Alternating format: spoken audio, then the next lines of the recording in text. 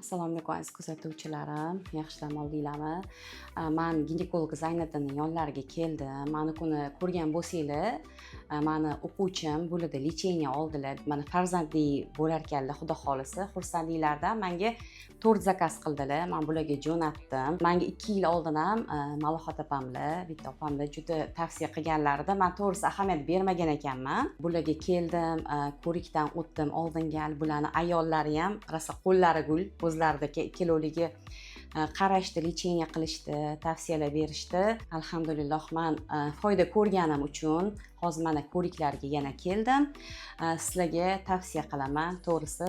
Shahnoz opamiz bizga murojaat qilgandilar. Bularni uzoq yil davomida bir muammo bezovta qilganlar, unga ko'p joylarga borganlar, lechenialarini oxirigacha olmaganlar, yaxshi lecheniya bo'lmagani uchun bular juda qiynalib yurganlar. Biz bularga tavsiya berdik, davoladik. Undan keyin rezultat mana yaxshi, o'zlari keldilar. Xursandmiz opa. Rezultat yaxshimi? O'shaning uchun haqqoniy aytmoqchiman. Rezultat ko'rganim uchun hammaga sizni bemalol tavsiya qilaman.